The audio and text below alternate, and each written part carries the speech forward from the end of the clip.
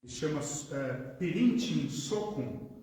Ele escreveu um livro alertando sobre como as coisas estão caminhando na América, né? Como a cultura está em desintegração com a palavra de Deus, né? Ao passar dos anos. Ele ressaltou que em 1910, 10% dos casamentos nos Estados Unidos, né, 10% dos casamentos, o maior país cristão protestante do mundo. Então, 10% em 1910 terminavam em divórcio. Em 1948, já partiu para 25%. Né? 25%. E Soronkin, ele falando como historiador da cultura, ele disse algo muito interessante e importante, que nenhuma civilização pode sobreviver por muito tempo quando um quarto dos casamentos estão se desfazendo. Algo muito interessante. Claro que a situação desde 1948 só tem, na verdade, piorado. Né? A situação, desde que Soronkin escreveu sobre isso, só tem piorado cada vez mais e mais e mais. Notem que essa estatística não conta o morar junto sem casar, né? Que é muito comum nos nossos dias. Algo, né, que a gente vê com muita frequência até mesmo entre as pessoas da igreja, que se dizem evangélicos. E eu ressalto que os que fazem isto estão optando em viver em rebeldia com Deus, né? Em viver no pecado desenfreado com Deus.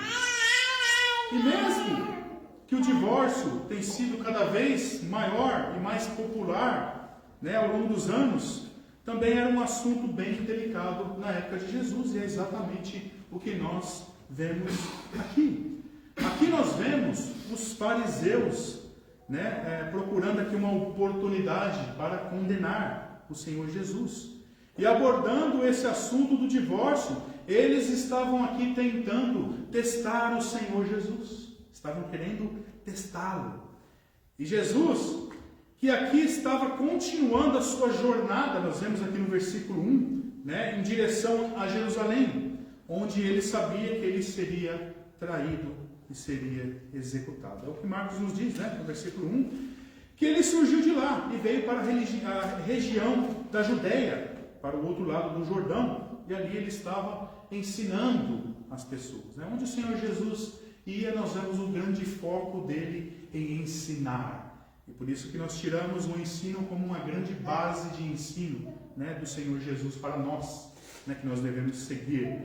O ensino dentro da igreja é extremamente importante. Então ele deixou Cafarnaum, né, às margens do Mar da Galileia, e foi para o sul, ali entrando para a região da Judéia, do outro lado do Jordão. E isto é ali no lado leste, né, a área onde João Batista costumava batizar. E mesmo lá na Judéia, multidões ali também se reuniam a ele de novo, onde o Senhor Jesus ia, as pessoas iam atrás dele, né, e ele ensinava as pessoas. Né. A fama de Jesus não se limitava apenas a Galileia, onde, como nós já vimos, ele atraía as multidões enormes, né, que ele mal conseguia se mover em alguns casos.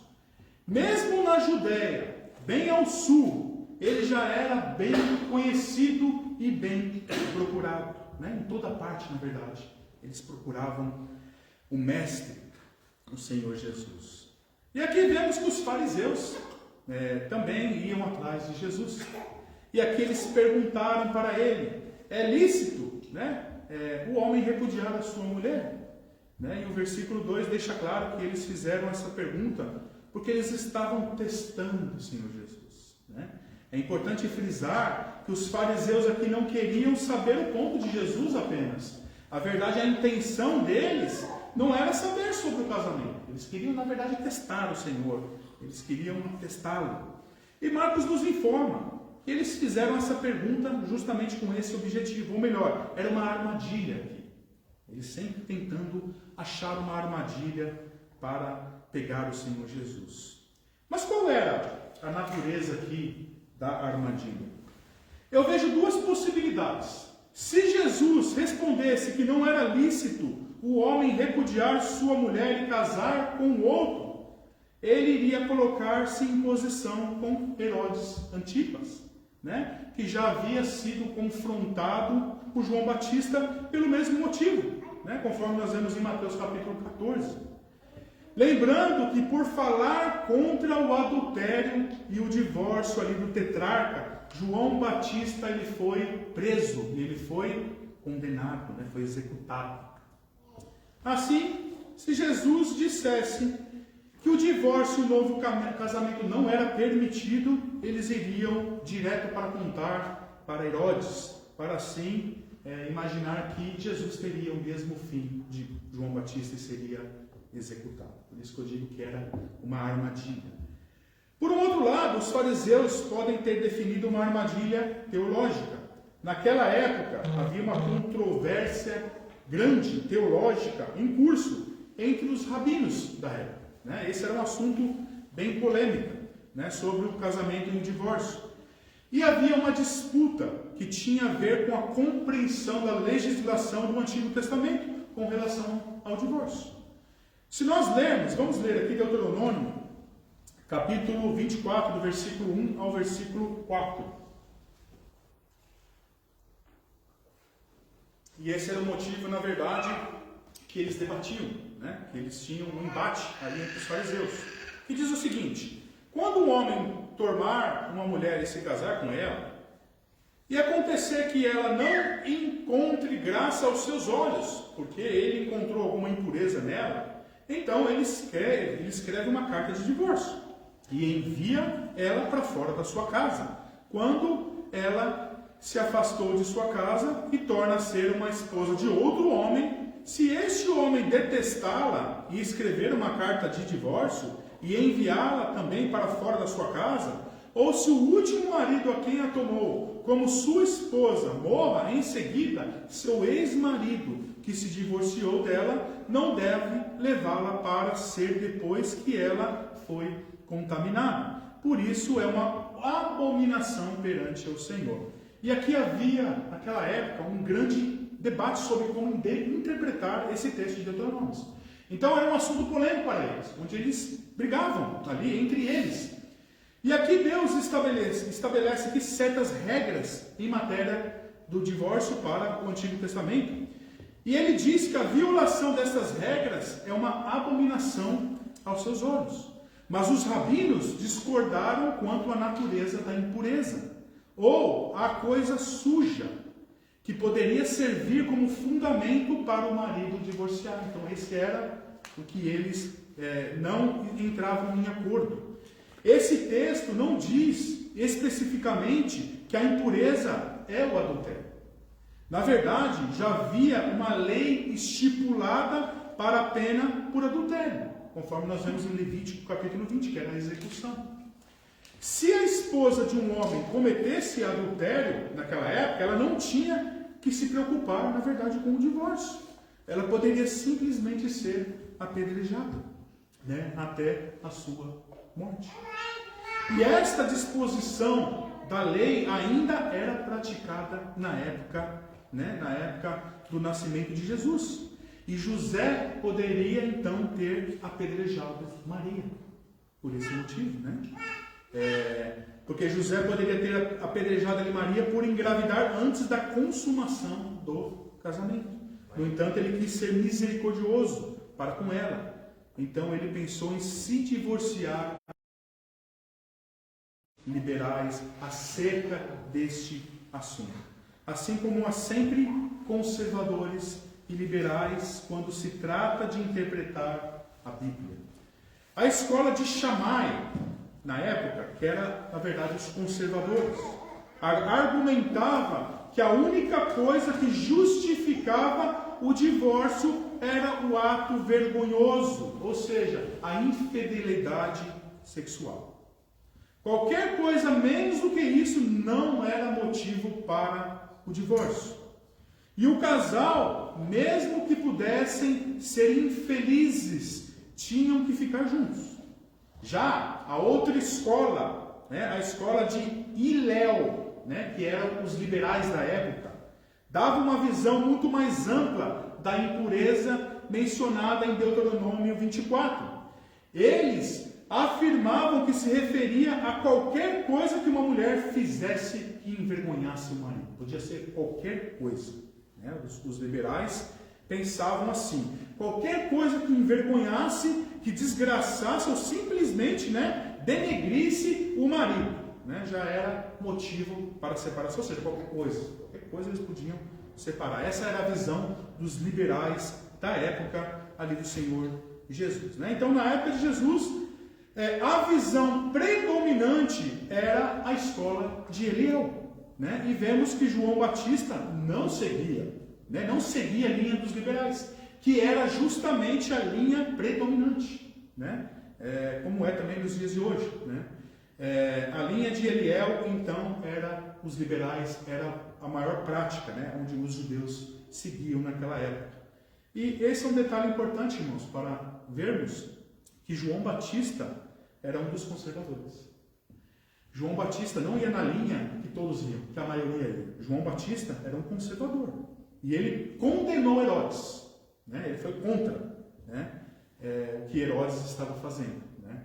Então, qual foi a possível natureza aqui da armadilha teológica dos fariseus? Se Jesus se alinhasse com a escola liberal, os fariseus conservadores diriam que Jesus estava indo contra a lei de Moisés. E se ele se alinhasse com a linha conservadora, ele iria contra a ideia da maioria das pessoas.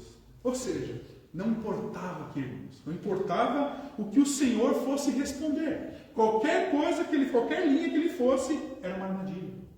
Era uma armadilha. E Jesus, é claro, nunca se preocupou com a opinião pública ou com a opinião dos teólogos da época ou dos políticos errantes. A sua comida era em fazer a vontade do Pai. Jesus não se preocupava com o homem. Jesus sempre preocupado em fazer a vontade do Pai. Sempre seguindo a verdade, seguindo a santidade. Porque ele respondeu aqui no versículo 3 dizendo: o que vos ordenou Moisés? Sua primeira ordem era de levar ali os fariseus a voltar à palavra de Deus. Essa era a intenção de Jesus, levá-los à palavra, né? E os fariseus responderam no versículo 4: Moisés permitiu ao homem escrever uma carta de divórcio. Foi assim que os fariseus interpretavam Deuteronômio 24, uma compreensão muito insuficiente. Jesus aqui teve que mostrar a eles como que a passagem deveria ser entendida. Marcos então detalha aqui a resposta do Senhor Jesus no versículo 5 a 9. Por causa da dureza do coração, ele escreveu esse mandamento. Mas não foi assim desde o princípio da criação. Deus fez macho e fêmea. Por essa razão, o homem deixará sua mulher, deixará seu pai e sua mãe e se unirá à sua mulher. E serão os dois uma só carne. Assim, já não só mais dois, né, mas uma só carne. Portanto, o que Deus ajuntou, não separe o homem. Jesus declarou que as palavras de Moisés sobre o divórcio não era um comando ou mesmo uma liberdade, mas uma concessão divina por causa do quê? Da dureza do coração das pessoas. Mas não era a vontade dele desde o início. Não era. Em seguida, ele se referiu à instituição do casamento em Gênesis, lembrando os fariseus que Deus fez homens e mulheres. Né? Casamento aqui muito claramente. Ele é de um homem com uma mulher. Né? Deus fez Adão e Eva, meus irmãos. Ele não fez Adão e Adão. Ele não fez Eva e Eva. Né? Essa é uma realidade difícil de falar nos nossos dias. Existem muitas igrejas inclusivas, né, que aceitam o homossexualismo, mas se nós quisermos seguir a palavra de Deus, nós não podemos concordar com isso. Eu sempre falo nas escolas aqui no Reino Unido, eles ensinam muito sobre isso. E as nossas crianças perguntam sobre essas coisas. Eu sempre falo para minha filha: filha, você não precisa brigar com ninguém, se respeita. Mas você tem sua posição, deve ser bíblica. Casamento né, é entre um homem e uma mulher. Não existe casamento gay, irmãos, para os cristãos. Né? Como disse, não precisamos brigar com ninguém, mas nós nos posicionamos conforme a verdade da palavra de Deus. Né? Casamento é entre um homem e uma mulher. Foi assim desde o início, meus irmãos. Foi assim que Deus instituiu. Né? E aqui, em seguida, ele se referiu, né, se referindo ao casamento de Gênesis, entre um homem e a mulher. Né? Ele diz que o que Deus uniu, um casamento entre um homem e uma mulher, o que Deus uniu, esse casamento, não separe o homem. É interessante e muito significativo aqui o que o Senhor diz nessa palavra. Uma afirmação aqui, meus irmãos, tão simples de entender. O que Deus uniu, não separe o homem. Né? Não é simples isso aqui? É muito simples. Olha a lógica disso. O que Deus uniu, o homem não separa. Jesus está afirmando aqui que o casamento foi instituído por Deus desde o início. E, portanto, o homem e a mulher foi unido por Deus no casamento. O homem não deve, então, separar. Mas muita gente aí diz que quando eu casei, né, eu não era cristão, eu não sabia, eu casei com a pessoa errada, né, eu casei mal, né, e aí decide se separar. Meus irmãos, quando vemos Romanos, em Romanos 2, que Deus, ele gravou a sua lei no coração do homem. Isso é um dos textos mais relevantes, né, que marcou muito para mim quando eu me converti. Deus grava a sua lei no coração do homem. E por isso, o texto ainda continua dizendo que por isso o homem, ele é indesculpável. Ele é indesculpável. Isso quer dizer que o homem sabe o que é certo e o que é errado. Irmãos, isso é simples. Até uma criancinha, quando ela erra, ela fica envergonhada. Uma criancinha, ela errou, ela fica envergonhada. Ela sabe que ela errou. Isso porque o próprio Deus gravou a sua lei nos nossos corações.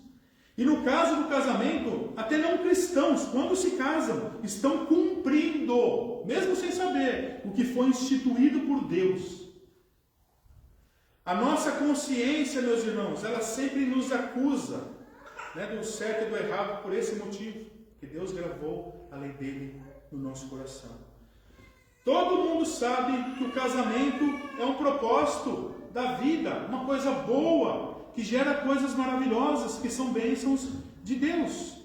Talvez ter um parceiro ou uma parceira, né, por toda a vida. Ou seja, não ficar sozinho nesse mundo passageiro. Porque até o próprio Deus diz que não é bom que o homem ficasse sozinho, ele fez uma companheira. Não é bom que o homem ou a mulher fiquem sozinhos, né? Uma pessoa casada, ela tem filhos, ela pode ter netos, ter descendência, isso é algo maravilhoso, e muitas outras coisas, bênçãos de Deus para o homem e para a mulher. Vocês conseguem perceber o plano do casamento que foi instituído por Deus deveria ser uma bênção para todo mundo. Por isso que o sonho de todo jovem, qual que é? Todo jovem quer ficar ir para a academia, quer ficar bonito, para quê? Né? As moças também querem ficar bonitas. O sonho de todo jovem é casar, irmãos. É ter, constituir família. A criança, quando ela é pequena, uma mocinha, qual que é? Ela brinca de ser de boneca, já quer ser mãe. Isso aí, irmãos, está no nosso ser, foi gravado por Deus no nosso coração. E é bênção de Deus, e deve ser bênção. Às vezes não é bênção porque o homem ou a mulher cometem erros. Vocês conseguem ver, irmãos? Casamento foi criado por Deus para ser bênção. E a nossa consciência, tanto dos crentes quanto dos não crentes, sabem que o casamento é algo que deveria ser bom, que nós queremos o casamento. Sabem também que a separação traz muito sofrimento e destrói às vezes famílias. E até o não crente no fundo sabe que a separação de um casamento, né, não é boa.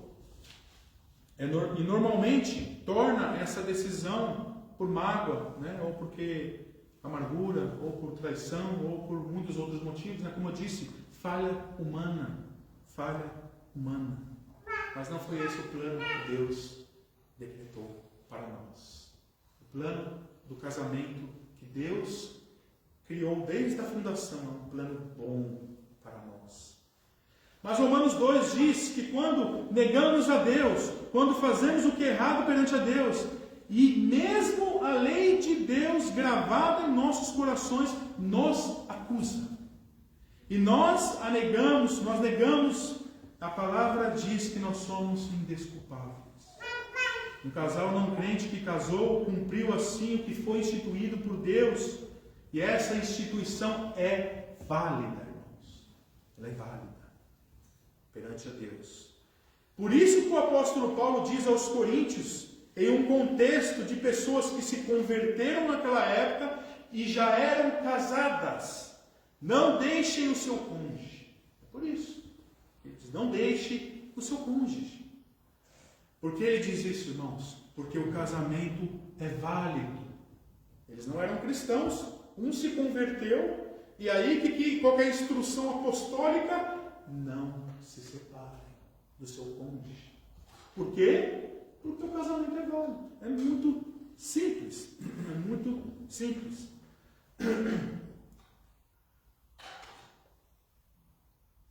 E aqui um ensinamento importante, irmãos. Nunca caia nessa mentira que dissimulada, é muito dissimulada em nossos dias, de que o casamento entre um homem e uma mulher que não são crentes não é válido. É válido sim. Biblicamente é válido. Eu sempre digo que a Bíblia, ela é harmônica, irmãos. A Bíblia é um livro harmônico, ela nunca vai dizer algo aqui e depois vai desmentir ali. A Bíblia é um livro totalmente harmônico. E esse é um princípio hermenêutico muito importante para nós seguirmos a nossa caminhada cristã.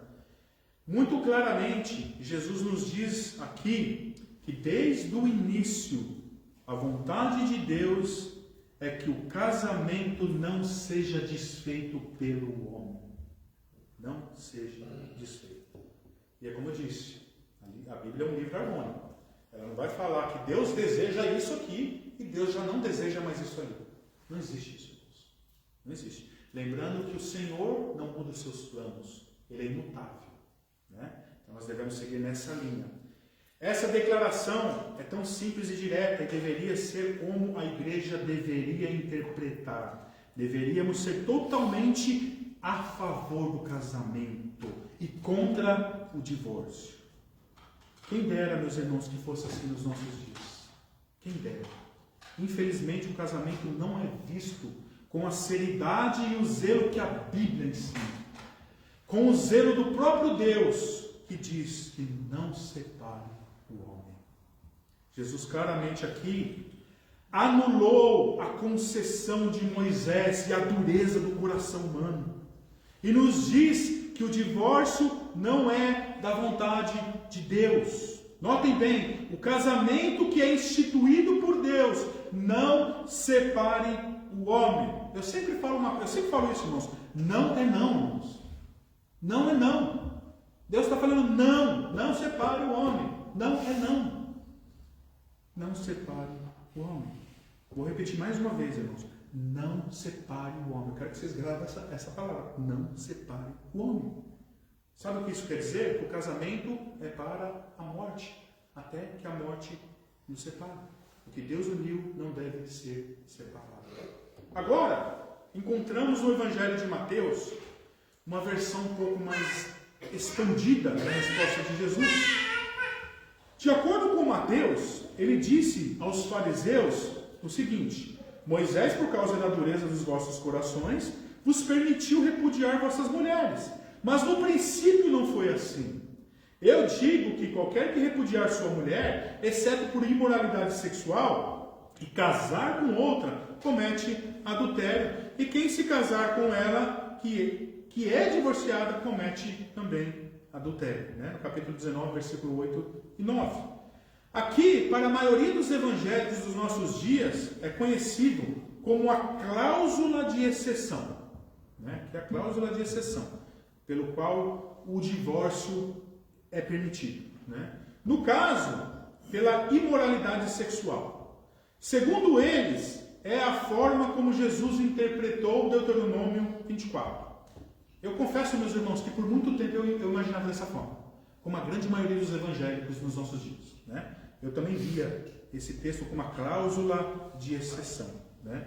Mas aí, se nós entrarmos no que eu disse anteriormente, sobre o princípio hermenêutico, né? Se nós analisarmos a harmonia dos textos bíblicos, aí eu confesso para os irmãos que fica difícil a gente entender dessa forma. O que exatamente Jesus quis dizer por imoralidade sexual aqui? Essa pergunta é difícil de responder. A palavra grega, que é traduzida por imoralidade sexual aqui, é a palavra porneia. A palavra porneia, que é a mesma palavra que nós obtemos a palavra pornografia no português, né? Porneia. Estudiosos, eles são bem divididos sobre o significado preciso desse termo. Muitos acreditam que porneia é simplesmente sinônimo de adultério. Outros estudiosos argumentam que abrange mais do que adultério e se deve ser estendida como referindo-se a uma ampla variedade de pecados sexuais, né? Incluindo até pornografia. Irmãos, então quer dizer que se um homem ou uma mulher adulterar, eles devem então separar? É isso então que Jesus está dizendo? É isso que o texto aqui está dizendo? No meu entendimento, não é o que o texto está dizendo. Caso contrário, irmãos, temos um probleminha com o texto todo. E aí que eu entro na questão hermenêutica, né? No problema da harmonia dos textos bíblicos. A Bíblia deve ser interpretada como um todo. A gente não deve pegar um texto isolado e falar, é isso, é aquilo, né? Senão a gente realmente vai se contradizendo. Vamos voltar para o texto. Falando do divórcio que era permitido por Moisés. Jesus diz que foi pela dureza do coração que foi permitido. No entanto, não era da vontade de Deus. A vontade de Deus é que o que ele uniu não seja separado pelo homem. Vamos para a harmonia dos textos. Já lemos Marcos, lemos Mateus, agora vamos para Lucas. Lucas, capítulo 16, versículo 18.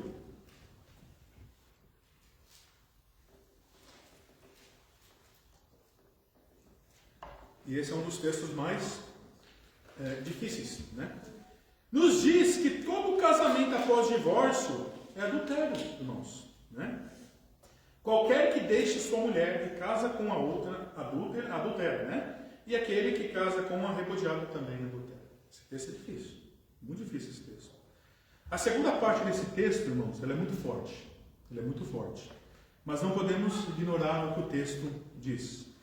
Ele nos mostra que não apenas o homem divorciado é culpado de adultério quando se casa novamente, mas também a mulher repudiada se torna adúltera se casar novamente.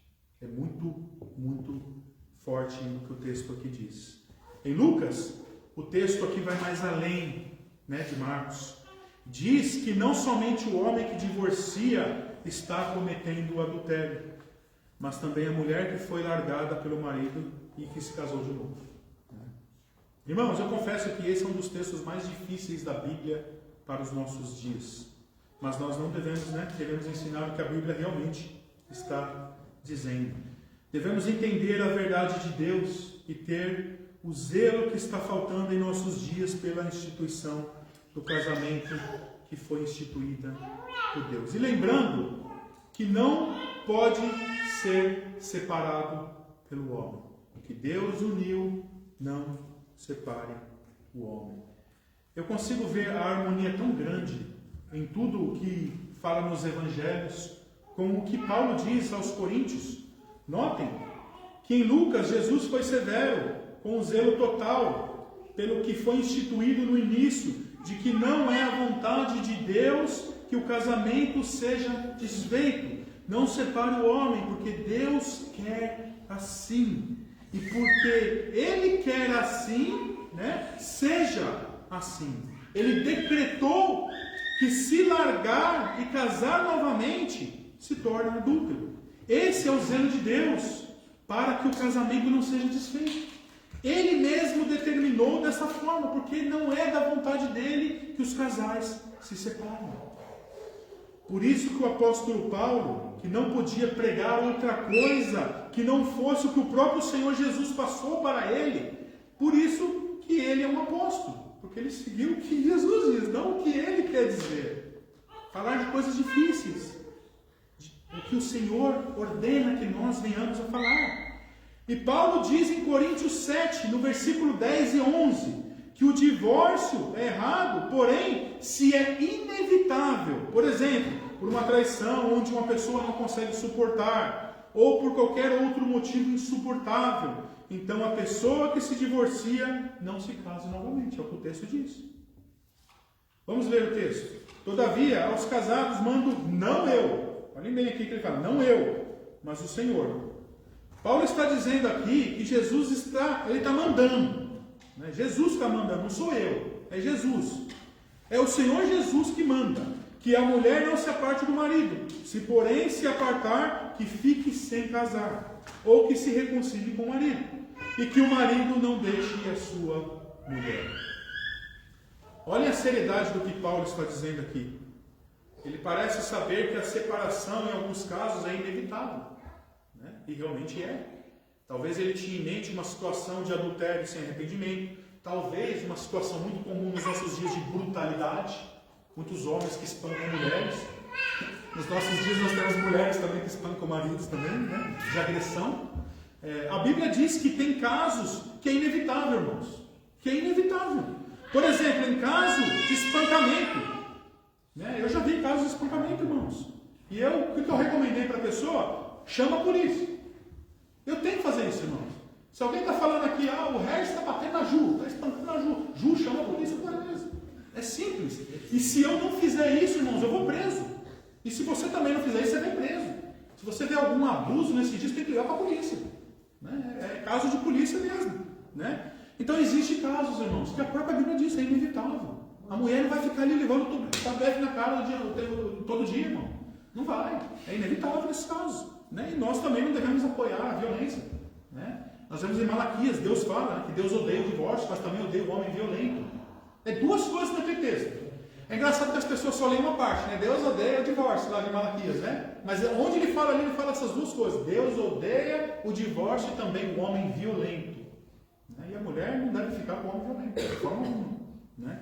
E nós não devemos apoiar essas coisas. Então, aqui Paulo diz que há casos que é inevitável, né? Mas em uns casos assim, a Bíblia diz que a pessoa que se sente constrangida a separar não deve procurar um casamento e deve permanecer solteira.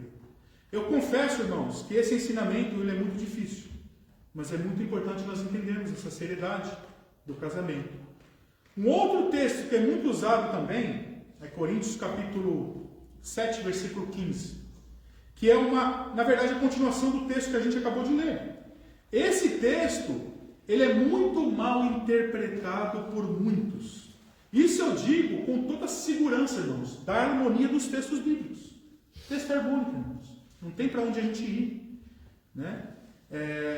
Como eu disse, um texto jamais vai desconstruir o outro. A gente nunca pode tomar um parecer bíblico que vai desconstruir o outro. Então a gente tem que ler, entender e aplicar sem contradizer os textos bíblicos. E dessa forma, eu vejo que esse texto aqui é muito mal interpretado por grande parte dos evangélicos em nossos dias. Vamos ler o texto. Mas se o descrente se apartar, aparte-se, porque neste caso o irmão ou a irmã não está sujeito à servidão, mas Deus o chamou à paz. Aqui muitos dizem que é uma exceção para se separar. E na verdade é. Mas a gente precisa entender bem aqui. Né? O que o texto basicamente está dizendo aqui é que se você tem um cônjuge incrédulo que quer ir embora, né, que não quer mais ficar, né? Essa mulher ou esse homem é muito chato, é um crente, não quero mais estar com essa pessoa, deixa embora. Né? Deixa embora. Deixa a pessoa lá ir. Até mesmo porque você não vai poder obrigar ninguém a ficar com você. Né? Como você vai forçar? A pessoa quer ir embora, ela vai embora. É simples. Se o não crente te largou, você não está sujeito à servidão. Ou seja, você não está sujeito mais a viver com ele. Você não precisa, deixa ele ir. É nesse sentido que o texto está dizendo. Mas muitos acham que aqui é liberdade para casar novamente. O texto aqui só pode dizer uma coisa, irmãos. Ele não pode dizer duas coisas, só uma coisa. A servidão aqui só pode significar que você não precisa estar mais com essa pessoa. Deixa ela ir. A palavra aqui no sentido que você não precisa viver mais aquele tormento. Ele te largou, ou ela te largou, deixa ir embora. Você está livre para viver a sua vida sem o tormento que você vivia, sem essa servidão. Isso quer dizer que eu posso me casar novamente? Não. A regra de não se casar permanece. Aqui está falando aqui, ó, deixa embora, você não está sujeito mais a esse tormento, essa servidão. Deixa embora. Mas o que a gente leu antes aqui, no versículo 11, não anula, irmãos. Aqui, mais uma vez, a harmonia bíblica. A Bíblia não fala uma coisa, alguns versículos antes, ó, versículo 11, e no 15 vai desmentir o 11. Não existe isso, irmãos. Gente, esse é o maior problema das igrejas evangélicas dos nossos dias. Interpretar o texto isolado, irmãos. Ah, está falando aqui, acabou, fechou. Não, ó, o texto, 4 versículos antes está dizendo uma coisa, eles já anulam o texto, alguns versículos depois. Não podemos fazer isso, irmãos. Não podemos fazer isso. Então aqui a regra de não se casar permanece. Não foi anulado. Isso não anula o que é dito, né, no próprio texto, versículo 19, versículo 11. Essa servidão aqui que o texto está dizendo não pode desconstruir o versículo 11, que já disse que se for inevitável separar, reconcilie, né? Ou não se casem novamente. Né? Não se casem novamente. Ou se reconcilie com o marido ou não se casem novamente. Então quer dizer que se eu casei, essa aliança do casamento não pode então ser desfeita, e se eu separar eu não devo me casar novamente? É o que a Bíblia ensina. Se eu for sincero, e qualquer pregador for sincero, ensinando o que a Bíblia está dizendo, é exatamente isso que a Bíblia ensina. É uma grande seriedade isso, meus irmãos. Na verdade, existe apenas uma situação, na verdade, que a Bíblia cita, onde a pessoa pode sim separar, né, e casar novamente. No caso, separar pode, né? Mas casar novamente só existe uma situação na Bíblia, que nós encontramos em Romanos capítulo 7, do versículo 1 ao versículo 3, e em Coríntios também, 7, né, no versículo 39, que ensina que o novo casamento é lícito somente depois da morte do cônjuge. Os viúvos podem se casar novamente. A aplicação deste ensinamento de Jesus na vida da igreja, meus irmãos, não é fácil. Não é fácil. É muito difícil esse ensinamento. Mas eu vejo esse ensinamento, meus irmãos, de grande importância, principalmente para os jovens. Jovens que não se casaram ainda. Escolham bem. Não se metam onde vocês não devem se meter, irmãos. Eu sempre falo para os jovens, né, tanto para as moças e os moços, casem com um homem que ame a Deus mais do que você. Casem com uma mulher que ame a Deus mais do que você. Se você seguir esse conselho, você vai estar seguro. Porque a pessoa, se ela amar a Deus mais do que você, ela nunca vai te deixar porque ela crê na Bíblia. Então esse, meus irmãos, é o conselho que eu dou, principalmente para os jovens. Case, você moça, casem com um homem de Deus que ama Cristo mais do que você. Você, jovenzinho, moço, case com uma moça que ama Cristo mais do que você. Case com uma pessoa crente no Senhor, que ama o Senhor Jesus.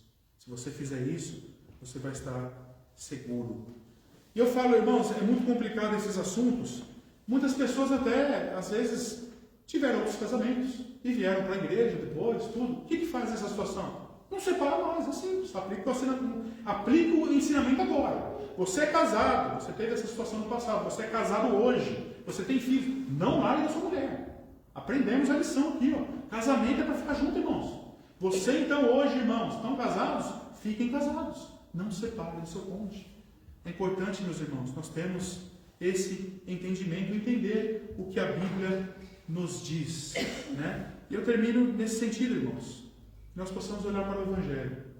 Olhar para o Evangelho. Eu, essa semana passada, fiz 20 anos de casado, irmãos, com a minha esposa. Tanta luta, irmãos, é tão difícil. Como é difícil o casamento? Eu falo até para ela. Eu acho que Deus fez o casamento para testar a gente mesmo. Porque não tem nada que testa mais a gente do que o casamento. Mas eu digo para vocês, não largue da costelinha. Não largue da sua costelinha de Jesus. Não largue do seu esposo. Fiquem firmes. E jovens, casem futuramente com um homem de Deus ou com uma mulher de Deus. A gente fazendo assim, a gente vai estar seguros, mais seguros no Senhor. Amém? Vamos orar para agradecer ao Senhor. Senhor, nós te agradecemos, Pai, e olhamos para a Tua palavra, Senhor. Os Seus ensinamentos são bons para nós, Pai. Nos ajuda a poder seguir, Senhor. Nos ajude, Senhor, a poder caminhar com o Senhor. Nos ajude, Senhor, a poder, nos nossos casamentos, Senhor, nos nossos relacionamentos, as nossas famílias, nos ajude a cada dia, Senhor, a ter paciência, a tolerar, a amar mais. Nos ajude, Senhor, ajude os nossos jovens também. Ajude, Senhor, os nossos jovens, Pai, com os futuros cônjuges que eles terão na vida. Prepara, Senhor, esposos, esposas, para os nossos jovens, Pai, pessoas que amam o Senhor.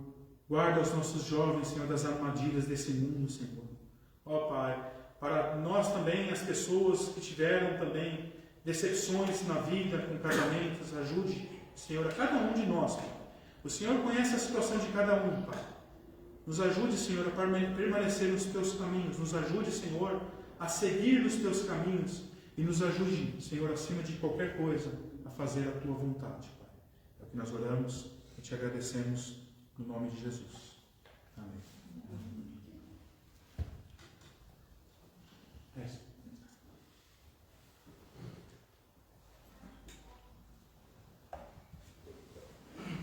Irmãos, nós agora temos um momento da oferta, lembrando que a nossa igreja, ela é uma igreja que cumpre com o que a Bíblia entende, não somos dizimistas, apenas entendemos que você dá conforme o coração, não com tristeza ou por necessidade. Por quê? Porque Deus ama a quem dá com alegria.